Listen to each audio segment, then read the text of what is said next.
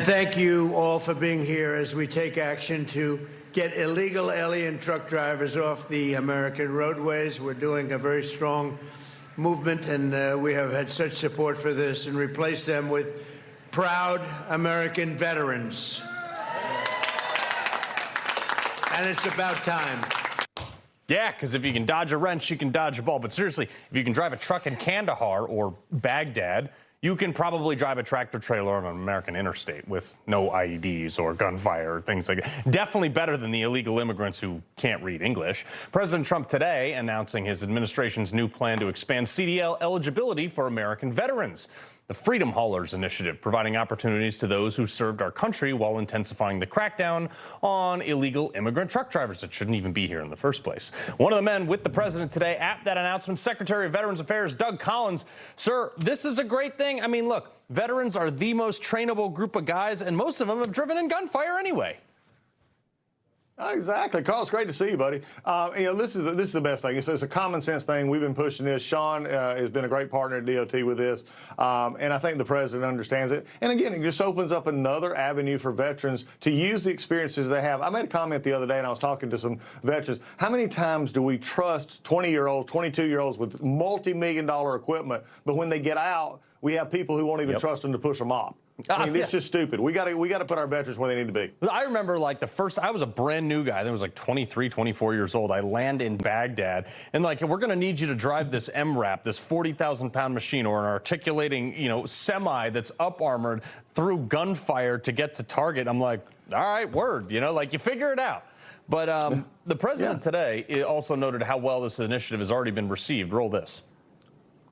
34 states have joined this initiative, including Indiana, Wyoming, Louisiana, Arkansas, Alabama, Florida, and Maryland are joining us just today. Many of the representatives and leaders from those states are with us. It's actually a very big deal. This is a big deal. We believe that all 50 states and Washington, D.C. should join us in supporting these great veterans. I couldn't help but notice there's not a lot of blue on that list. There's Maryland just because they have the shipping ports of Baltimore and they need truck drivers. But how is this partisan? It's not, and it shouldn't be. I mean, two things in life that shouldn't be partisan. One, taking care of veterans, making sure veterans have the opportunity to have jobs. Number two is making sure our roadways are safe. I mean, as Carl, as you know, I'm a product of a Georgia State Trooper. I grew up, being safety on roads and hearing about the wrecks and everything else. And when you've got people who can't read the signs, when you got people who can't understand what's being said, and we're doing this because we're doing a social experiment at the cost of lives in our country. Look, it's time to move out of the Wild West. It's time to move back into honesty and discussion. That's what the president's doing, and that's what we're doing here. And I think, the VA's been very happy to do this because we're cutting down the time for our CDL suppliers and providers to get online, and we'll knock off the 2 years it normally takes to get them up started, so we can put our students in them so they can get whatever little training they need. We got the GI Bill that they can use. There's just so much out there. Let's take care of veterans who want to make a good living, making good money. Well, the other thing which is proven is veterans who are employed have far less, psychological issues, far less problems, far less integration issues, which eases the burden on you guys over at the VA. So it's like a win-win. Less are needing the help because now they have jobs, they can care for themselves, but they're also, they have a mission now. That's the number one thing I think that you're probably finding too. When there's no mission, there's more problems. This is going to alleviate both sides. Oh, it will. I mean, think about it. When you take off the uniform, I mean, it's really a commitment. Even if they serve 4 years, 8 years, 10 years, 20 years.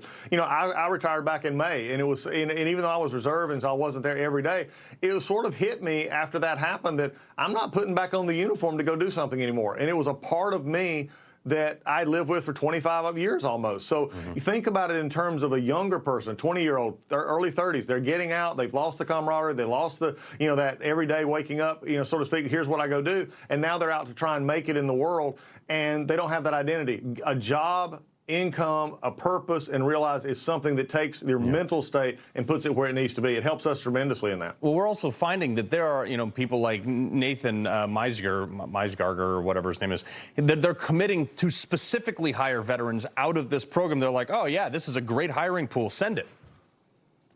Yeah, it is. And when you get people like that, when they commit to 1,400, jobs over the next little bit, this is the kind of stuff we've had. I don't know if you saw it just recently. Not only are the trucking companies in it, Steak and Shake. We just announced a big thing, and I think we talked to Newsmax about this as well. Steak and Shake is committing to waive the franchise fees for veterans to get into the restaurant business, and also going to help us advertise to veterans who may come into Steak and Shake. Here's some benefits, and here's some stuff you may be missing if you haven't applied for your benefits. So, look, under President Trump, this is becoming a new thing. Businesses want to do business with veterans. Businesses want to make the American choice, and this is exactly what we're seeing. Secretary Doug Collins, this is probably one of the best initiatives I've seen since you guys have been in control of things, so we appreciate it, sir. He loves the Constitution. He fights for what's right. He hates the bad guys. He's a freedom warrior. He's your freedom warrior. Watch Carl Higbie every weekday on Newsmax.